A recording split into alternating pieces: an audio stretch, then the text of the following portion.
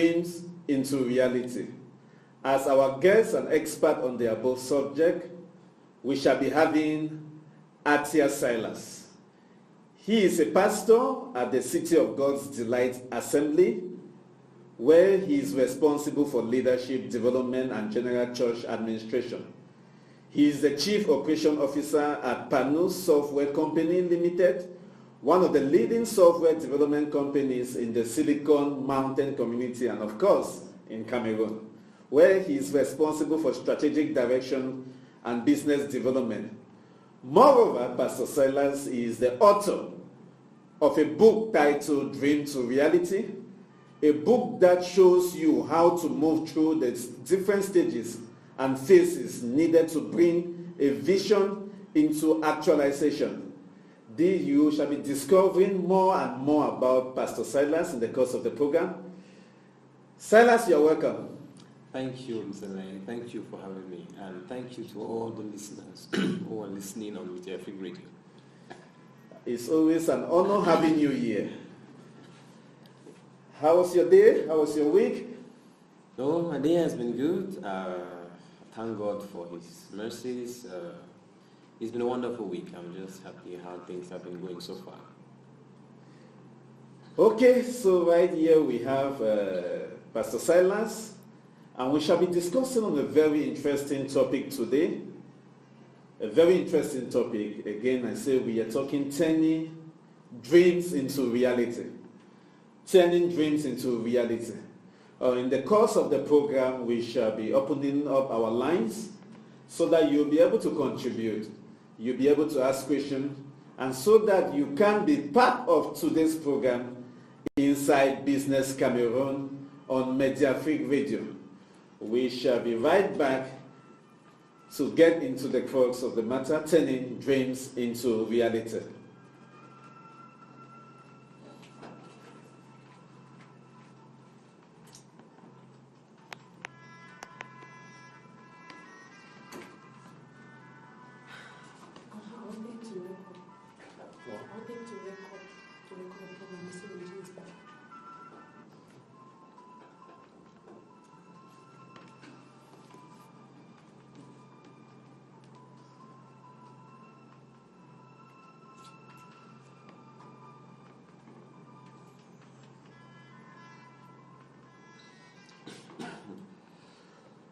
We all have dreams, but in order to make dreams into reality, it takes an awful lot of determination, of dedication, of self-discipline and effort. Without any determination, dedication, self-discipline and effort, dreams will not turn into reality. People should look forward and push for that reality. Anyone can say they will fulfill their dream, but it takes someone with dedication, determination, and effort to accomplish that dream.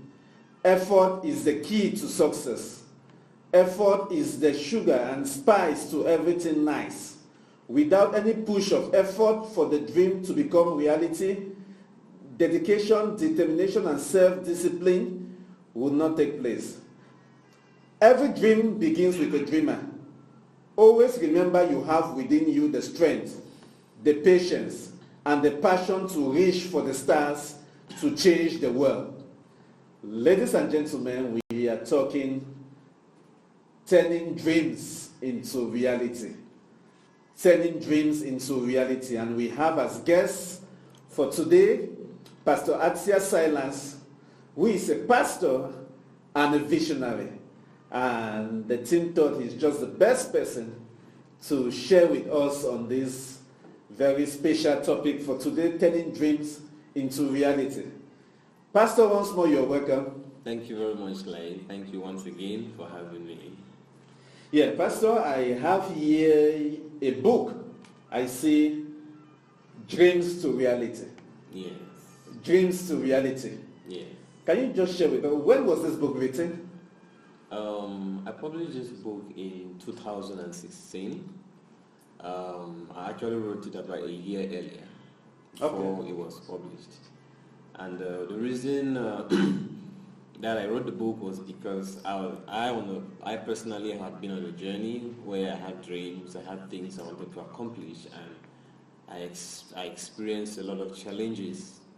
But in those challenges, I also learned a lot of lessons, and I decided to put those lessons and with other information that I was able to gather and put it together to help people in future who might have big things, dreams they want to accomplish, and they don't know the challenges or they are not aware of the things that will be for them as they go about embarking on those dreams. And I think I wrote the book first for myself and for people like me who have dreams that they want to make reality and who need a guide that will help them so that they can know how to overcome those obstacles that are certainly they are going to meet on the way. And eventually, if they are able to overcome them, then they'll be able to actualize those dreams and change the world. So, Pastor, what was the tipping point? Like the point where you said, okay, I'm going to write the book, you know? Yeah.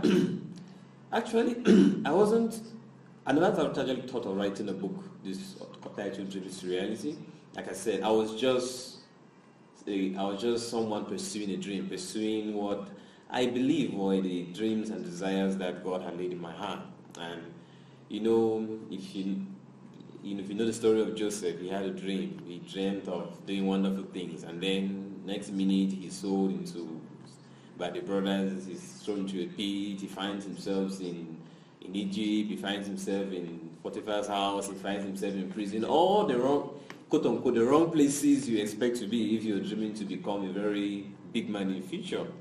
But interestingly, those same things are the things that led him to becoming the thing he dreamt about. Those are very powerful lessons to learn about how a dream can become a reality. So the tipping point for me was when I saw that the path that I expected to take to become the things that I dreamt of becoming, I realized that the paths were looking different. I was going in sometimes opposite directions to what I thought. But in the process, I realized that I was actually becoming the kind of person that could fulfill the dream that I had. And those are some of the kind of lessons that I gathered. And in that whole process, I said, why not put those things down in a book and then share it to the world? Yes. I see from the opening pages of the book, a couple of words come: visions, dreams, desires. Can you help us differentiate between this? Is there a difference? Do they all mean, are they synonymous? Yes.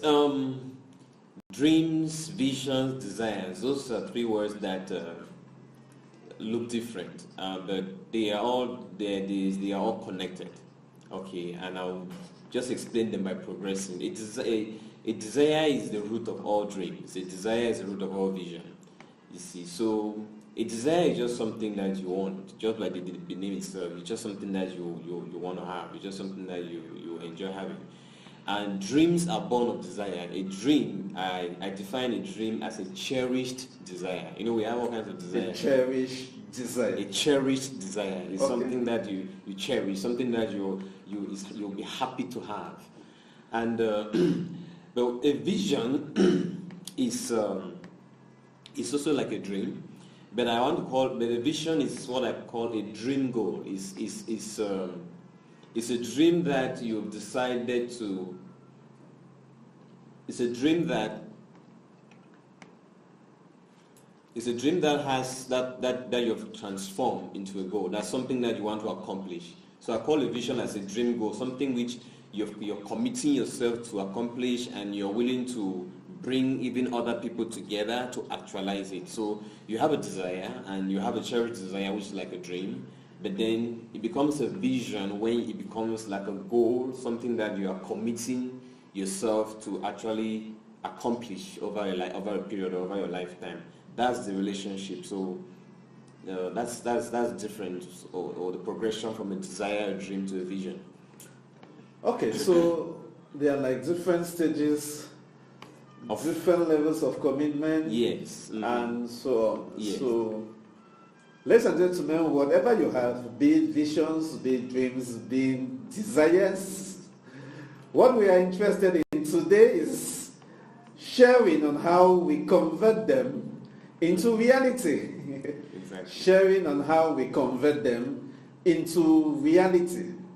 But Pastor, there is this fundamental question. Where do dreams come from? Okay, where do dreams come from? That's an interesting question. If you understand the root of dreams, it's a desire. So the question could as well be, where do the desires come from? Sure.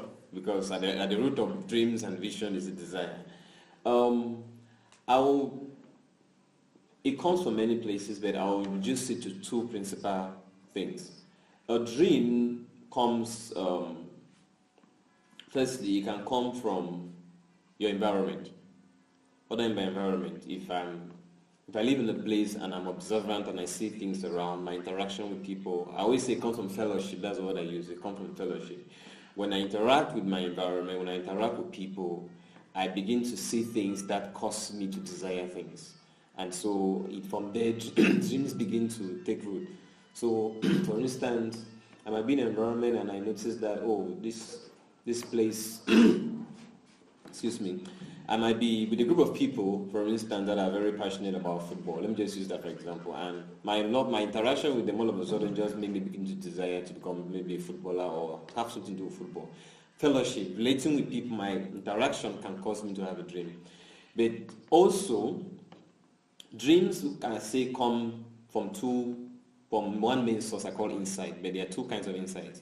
The first one I've spoken about is environment. As I interact, or if I look at a problem and I feel like I want to solve it, I can develop a dream to solve the problem. If I see an opportunity, I can develop a dream. Or if I have just like I said, just something like the desire, again, comes from my environment. Sometimes the things we see, the things we hear, make us to desire things, and we begin to dream.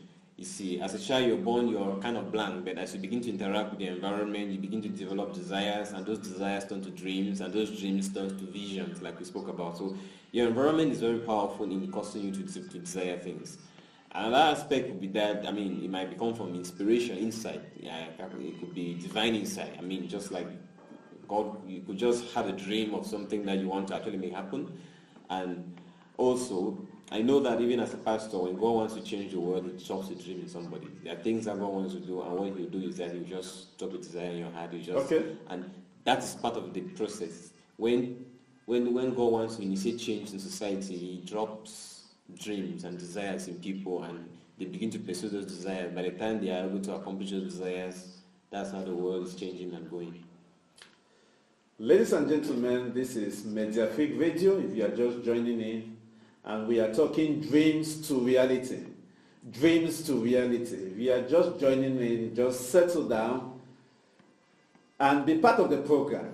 So, ladies and gentlemen, once more, welcome to Mediafig Radio. We are on the program Inside Business Cameroon. Inside Business Cameroon, and we are talking dream to reality. We have our special guest for today, Pastor Atia Silas. Pastor Atia Silas is a pastor and an entrepreneur, and he will be sharing with us deep insight on how you can turn your dream into reality. So we promise opening up our lines very early today so that you can ask questions, you can contribute, you can be part of the program. You can call the numbers 678898630.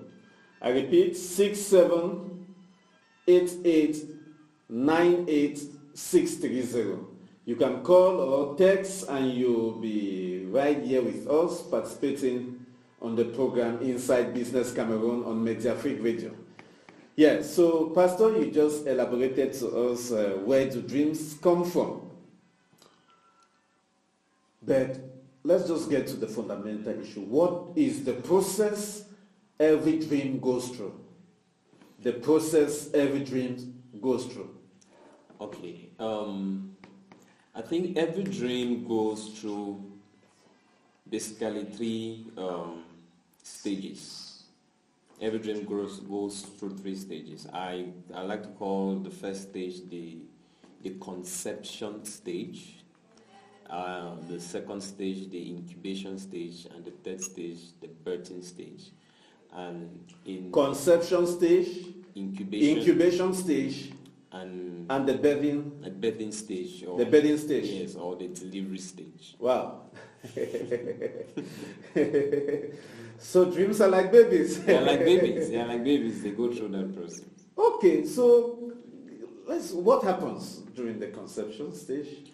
What happens during the conception stage is that what really happens is that you receive insight, what I began talking about. And like I said, insight comes maybe from yourself. You started off, you see a problem and you're motivated to act on it, or you started off and you have an experience, whatever that you see or you see an opportunity and you decide that you want to, or you anticipate an opportunity in the future and decide that you want to do something about it. Like we're talking about entrepreneurs in this program. So you might see a problem in society and so you think that, hey, I can come out with an idea, business to solve this problem. I can come out with one big business.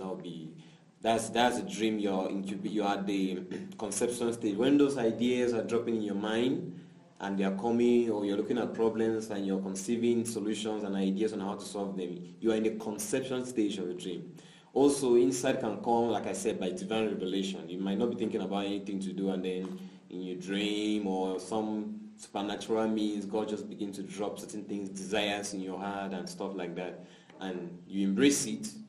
Once you embrace the desire and you commit to do it, now you are that is the conception stage. So when the idea of the dream is being nursed in you, okay, you are at the conception stage of the dream. Okay, so after conceiving, we now have the incubation stage. At the incubation stage, that is when you begin to nurse this desire. I think this is where you begin to really move from just having a dream to really becoming to somebody who is working on the vision. The incubation stage there means that that's where you begin to seek for ways to actualize the dream. That is the incubation stage. And then you might decide to, maybe that's when you're beginning to do some research, that's when you begin to do some analysis, you're beginning to ask questions, how does this happen? What does it take to actualize this dream, to accomplish this vision of mine? You are at the incubation stage, you begin to sort out ways. Basically, you're now working on it to see how you can make this dream. That is basically what the incubation stage is. You're now moving from just the dream, the desire, and you begin to look at possibilities. Okay, how can it happen? What do I need to do for this thing to happen? You're actually working it out. So that at that level, you are at the incubation stage, and there the dream is actually nursing. And okay, a couple of things happen there. There you might, in some cases, some people's desire might dwindle. They might begin to say, oh, this thing is too much for me, I can't do it, or this thing is really something I'm going to do.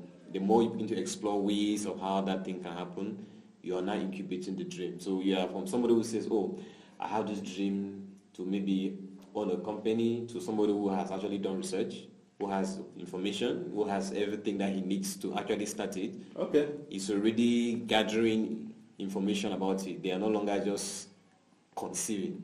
They are incubating. They are moving somewhere. So that's the incubation stage. And if you want to talk about the birthing stage, at that point is when you have moved through all these processes and you've worked out the dream, you have done everything you can to understand how it can happen. You're beginning to work towards its accomplishment. The birthing stage, most times, the birthing stage actually comes when you probably have experienced a lot of challenges. Because when you are trying to work out a dream, you make a lot of mistakes, you make a lot of errors, there are a lot of challenges you face. And most times, from my own experience and from what I've gathered, the birthing stage is almost a critical stage, because it's the time when you either make it or you lose it. Where you are about to act. It's like a critical point when the thing is about to happen, but it looks like the darkest point in the whole thing, when you have actually walked into it and it feels like the thing is going to die, but it's that point where it needs just a little bit more effort, and then the dream just happens and it begins to come to life, where you can begin to feel, okay, this thing is no longer something I've been struggling with. It's something now that is really, it's a baby now. Doesn't mean that it has matured, but it has finally actualized. Maybe the business has actually kicked off, it's actually running now, and you are more at the level of nursing it to grow, but you've actually given birth to that idea because it is actually out there now, but you have to nurture it to grow. So that for me are the 3 stages, okay, of the dream itself. That is, I describe how your dream will go, you see, but there's a stage that you as an individual will have to go through. Okay, so we have 3 stages there. 3 stages, or what I will say, the process every dream goes through. We are learning that every dream goes through the conception. Yes. Every dream goes through the incubation. And every dream goes through the bedding stage. Yes. So we are just having a text here from, anyway, let me read it as it is. I have a difficulty in conceiving a good dream. I seem not to have any dream at all. What advice do you have for somebody like me who is looking for or looking towards having a good dream to pursue in life? This is from Esther. So what advice do you have? What can you tell Esther?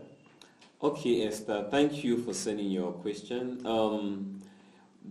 My answer to you will be this.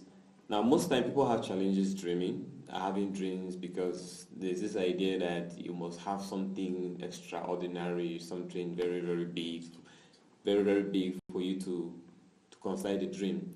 But there are styles of dreaming, which for time's sake I'm not going into it, but basically having a dream, just as I said, is just a desire. It's not necessarily has to be something totally out of this world, so to speak. Yeah. So I think that for Esther, number one, don't think about dreaming as something that should be novel.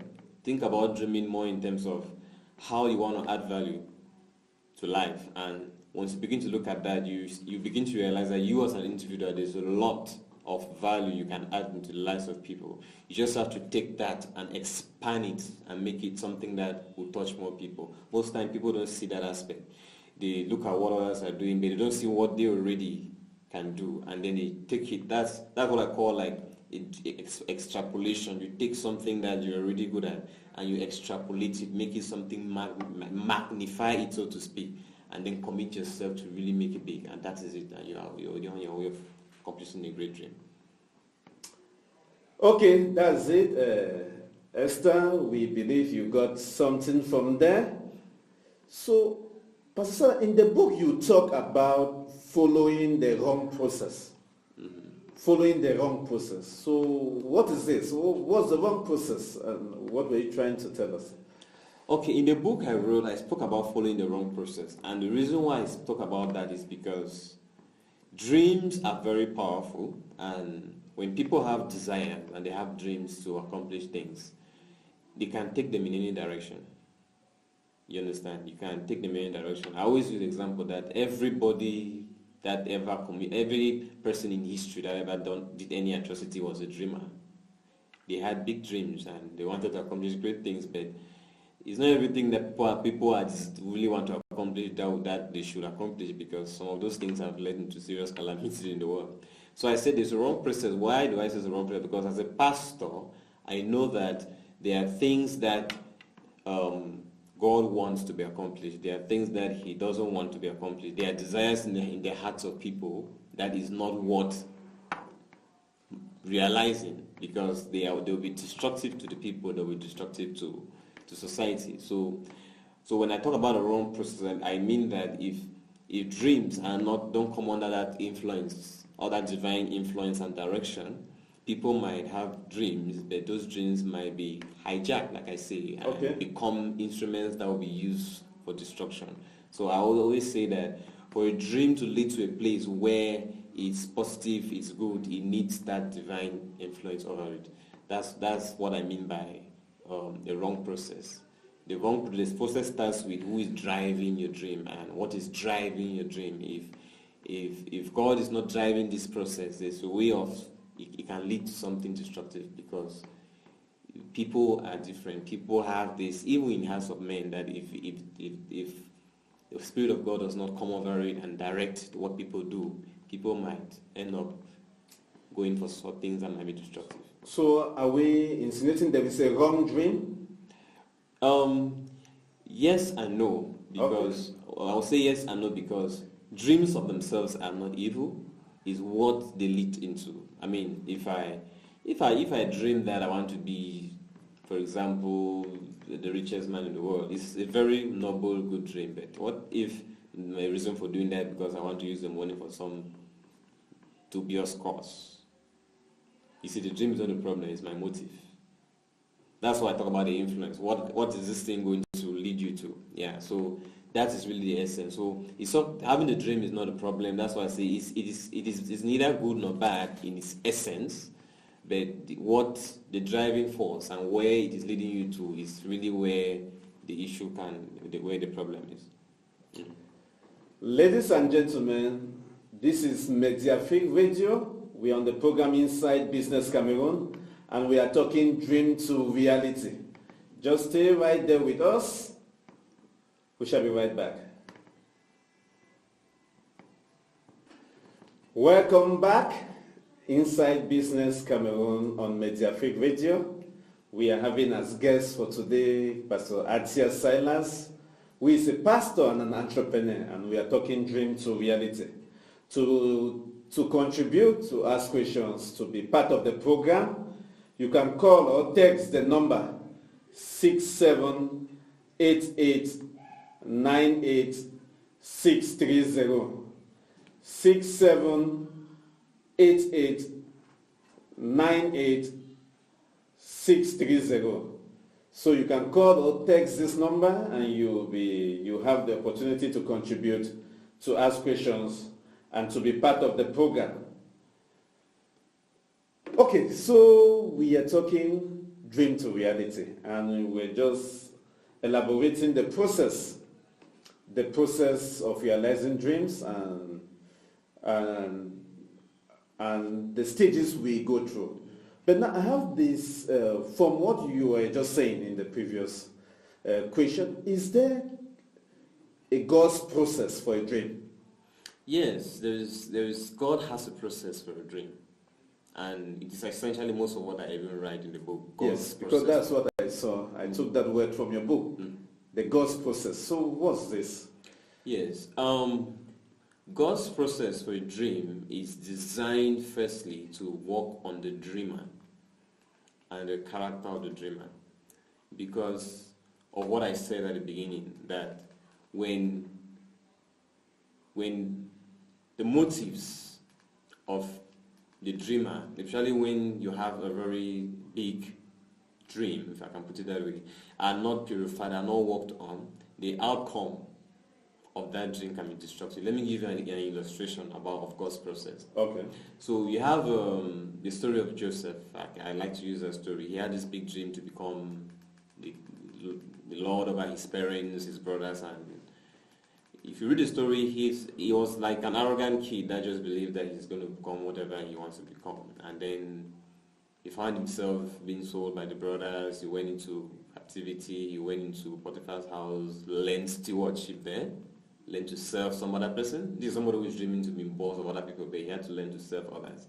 And then he found himself, he was tempted. He went through different character tests, which for time I can't elaborate on that. And then when he stood his ground to free himself from, for example, the temptation that came from Potiphar's wife, he found himself in prison. He was sent to prison. Like, why will you do the right thing and find yourself in prison? It's part of the process. But in the end, when he finally got his break and was made prime minister, according to the story, his character had been transformed, and he became the kind of king. Okay, we have a call on the line. Hello? Yeah, good afternoon.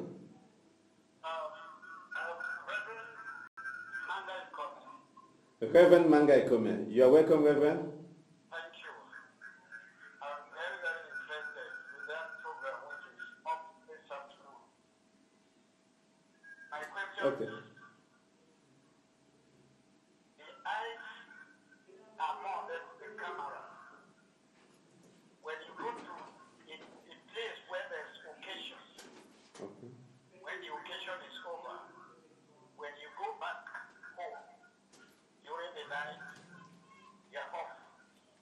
Yes. You're sleeping.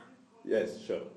In course of that, you dream how you saw what happened during the day. Is that dream good or bad news? Question number one. Two, you may dream you see the ancestors who have passed away, those you knew. You dream time and again. In course of that, somebody died in the family. Is that evil dream? That's my question. Okay, thank you very much. Thank you very much. Two very important questions. So, Pastor, you have two questions there. Okay.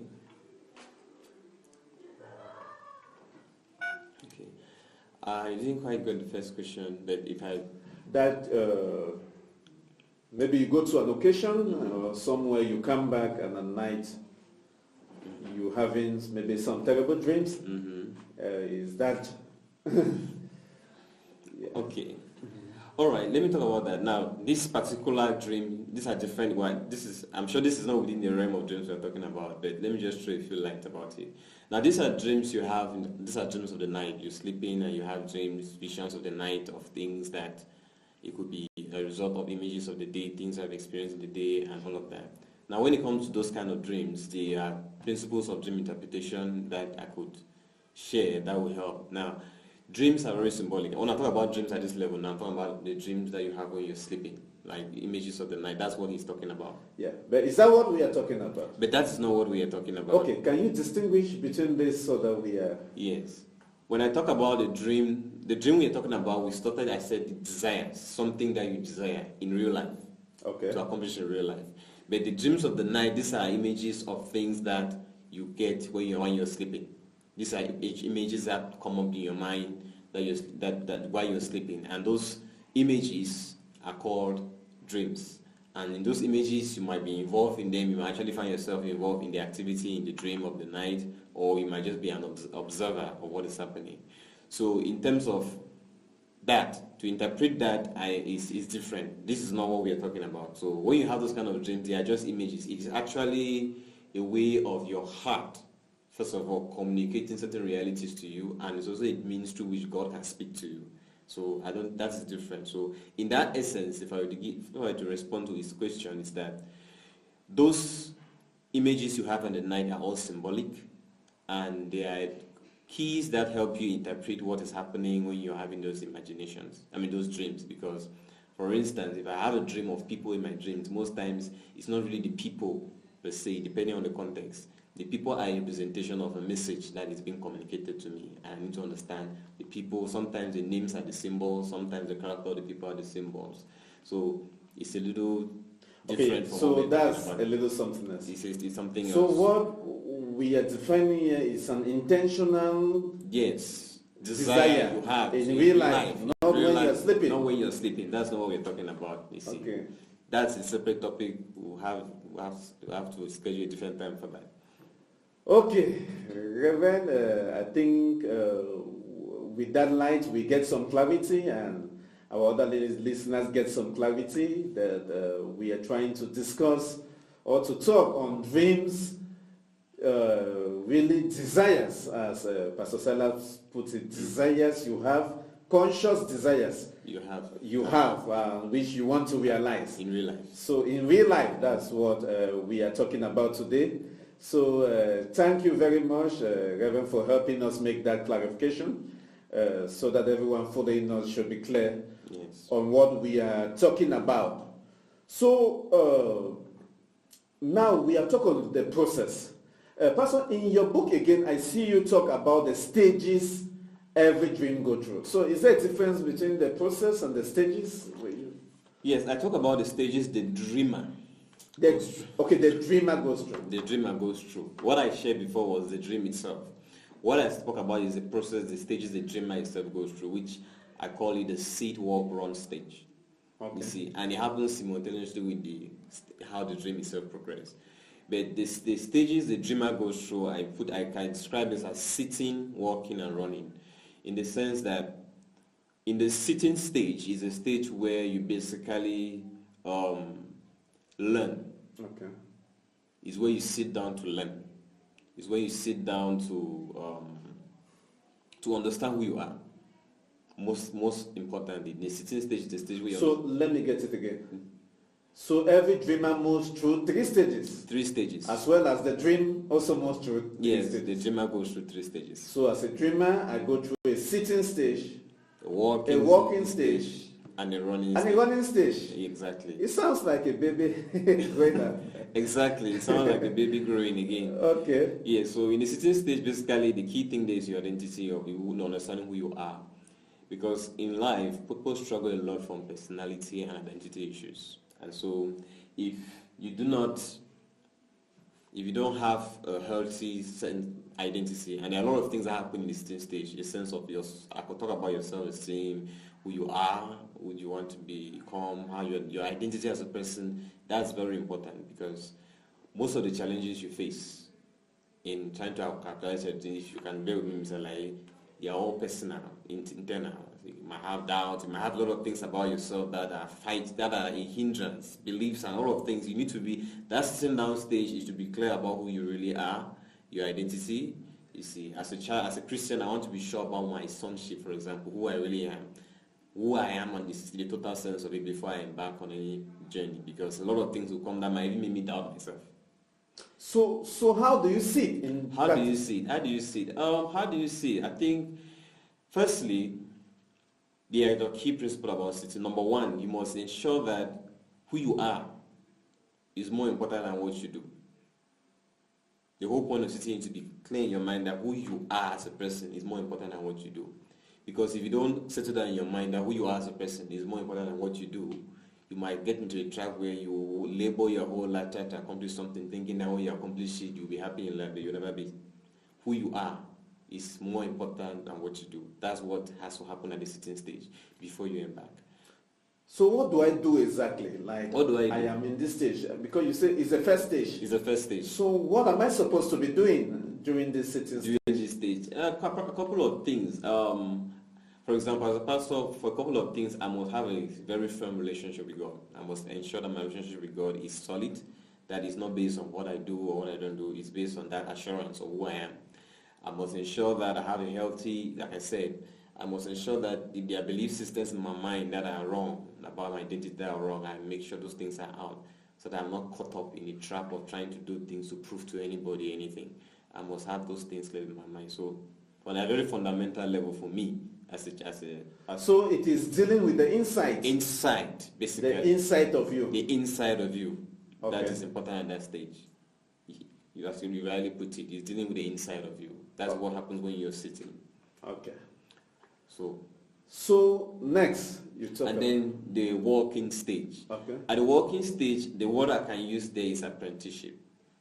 At the walking stage is the stage where I want to learn by doing. I want to learn by working with another person. For example, if for example I have this big dream to become an entrepreneur, a big businessman, I want to be something like that. The walking stage says that I should look for somebody who can mentor me. For example, I should work with somebody who is probably already in that area. So I should learn by doing. Learn by apprenticeship. You see, just because you have a big dream to become something doesn't mean that you can work with somebody else. You can't assist another person. So the working stage is the stage where you put yourself at the service of others. You see, you want to own your own company, go and work for another company. You want to own your own, you want to become, I don't know, whatever dream you have, look for somebody who is probably already in that area and learn and serve them, basically. It's an area of apprenticeships, an area of servanthood, just serve another person. Because one of the easiest way to grow, to go to the top, is to serve another. Most people don't know that. They think that is about running and becoming everything all by yourself. But in that process of serving, you gather a lot of experience, you learn from the errors or the mistakes of others, you gather a lot of valuable, even partners and contacts that will help you along the way. And it's in that place that you become mature. You also build a lot of character in that area, because in the working stage too, a character is formed, which is very necessary for stamina if you are going to accomplish anything significant. So the working stage is that stage where you actually engage yourself in learning by working with others, serving others, and engage yourself, and that begin to form you. And it is very important that, like I said, the first stage happens, because with the right sense of identity, you can work others, you can serve others without feeling like helping somebody is going to stop you from ever becoming your own dream that you have. But you instead see it as an opportunity to serve others and assist others, because when you do that, you're actually planting the seeds for the accomplishment of your own vision. And then obviously the third stage, which is the running stage, is a stage where you've served, you have learned, you have been in need for a while with others, and you are now ready to run with your own.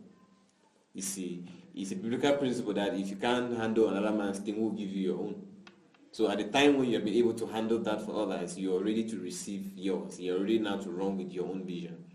And that is when now you move from a place where somebody, you were probably serving somewhere, and then after a while, maybe people see that, oh, you're launching your own, and you're launching it successfully, you're accomplishing the dream, and because you've had the experience, you've had the training, you've had the contacts, you've put everything together, and you're in the place where you can apply. Now, these stages are important, because as a dreamer, when you understand them, it helps you to deal with even some of those side stages that the dream itself goes through. Okay, Pastor, we have some messages coming in. Good day. Everything happened for a reason in life. We are into a generation of Android youth, which mostly is being controlled by the devil. By Love Drake from Yo-Yo. Okay, Love Drake, hello. Hello, that was a contribution. We take it as one. Mm-hmm. Another message here, most of the effects are misleading of their great dreams if they don't go to seek the kingdom of God and his righteousness. Okay, this person did not tell us his name, so we take that for another contribution. Thank you very much for contributing on the program. Inside Business Cameroon. So, Pastor, at what stage is this dreamer? Most people have talked of equipping yourself, learning more, reading widely around your dreams. Mm-hmm. At what stage in the seed work run model you've presented, at what stage does this happen? At what stage does the dream happen? No, does reading, studying, building? Most of the reading happens at the sitting stage. Okay, at the sitting stage. Yes. In the sitting stage, I always say you read more than you do. Right? You read more than you do. At the walking stage, you tend to do you do a lot more of you walked more, but you actually apply far little of what you're studying, because there you're actually learning not by knowledge now. You're learning by the experience of others. Okay, Pastor, so what is the significant difference you see in the way people are trying to realize dreams and what you are proposing in your book? Yeah, I think the difference, especially with our young generation, our own class of our own mates and even the younger ones, is that the way I've seen most people try to accomplish dreams, especially in this our generation where everything is fast, everything has to happen fast. People want fast internet, fast phones, fast food. They also want their dreams to happen fast. And so we try to take shortcuts to get into it, and again, you only listen to destruction. The difference is that most people, and especially in this forum like us, where we're talking about business, entrepreneurship, I see a lot of people who want to become big entrepreneurs, but they don't want to go through the process. Everybody wants to be a CEO from the day that they dream that they want to become a CEO, but they don't want to take the time to sit down. They don't want to take the time to walk with somebody who will show them the ropes, to even serve another person, you see. And that is where they miss it, because most people I meet, if I ask them if they want to become this, or they can't work with anybody, they can't sit down. I think that's a very important point. They just want to fly. We look at our community today, and I'm seeing a new trend. Yes. People attend seminars, attend workshops, read books, and move from reading into being trainers or experts. Exactly. Nobody is going through the process. Nobody is going through the process. There seem to be some enormous challenges in this process, and that just brings me to try to ask you this question: what challenges can one expect in this process of realizing a dream? Because I see maybe many people are caught unaware. They either abandon the dream, they become an expert in telling another person how to achieve this dream. Exactly. What are the challenges? They are enormous, you see. First of all, I think that, number one, you'll be faced with the fact that things don't always go according to plan. Now, sounds very simple, but it's for real. I mean, most times when people start off, they feel like it's going to happen the way they have set it out, but it doesn't really happen. Another thing that we realize is that the challenge you face is that at the end of the day, people matter. You see, nothing is going to happen without people, and if you don't learn how to work with people, nothing is going to happen, because no dream is going to be accomplished alone. You can't accomplish if you have any big dream in this world. It's not going to happen alone. You're going to learn to work with people, and if you don't have a very good, for example, character, the strength of character, and that doesn't come. Character is not something that you sit in your house or you sit in your home, and you form. It's worked out in real life in dealing with people.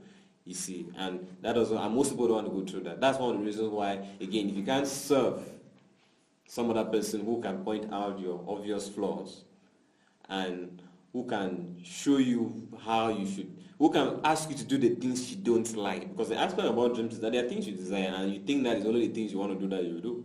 But the way is that you might have to do things you don't like to do, and that's what forms you. And then it helps you to finally become the thing you want to become. And many people don't want to go through that process. Pastor, we are gradually coming to the end of the program. I just want you to talk to our listeners out there.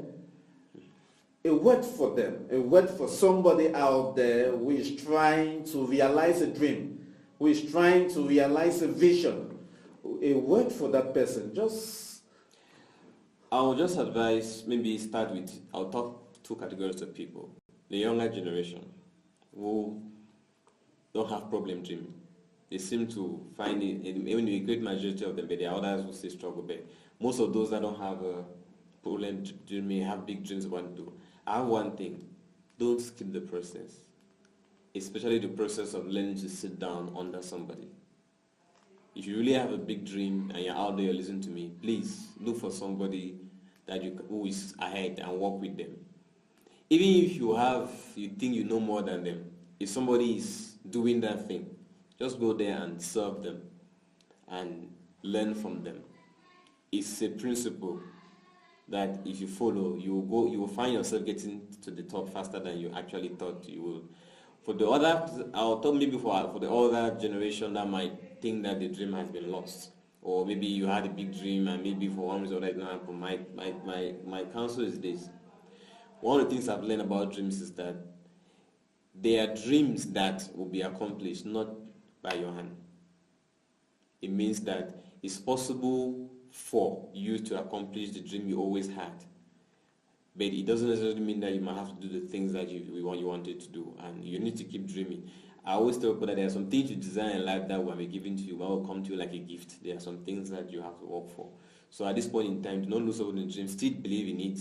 Do what you can, and know that every dream is possible, no matter how long it takes. Every dream is possible. Thank you very much. Still believe in it. Do what you can and know every dream is possible. Ladies and gentlemen, this has been Inside Business Cameroon on Mediafrique Radio, and I want to thank you all for being right there. I want to thank Pastor Silas for taking time out to share with us, and I want to appreciate Divine Z, who has been giving us technical assistance. Thank you very much, and thank you all for being part of the program. Let's take a rendezvous next week, same time, Wednesday, 4 p.m. for another edition of Inside Business Cameroon. Thank you very much.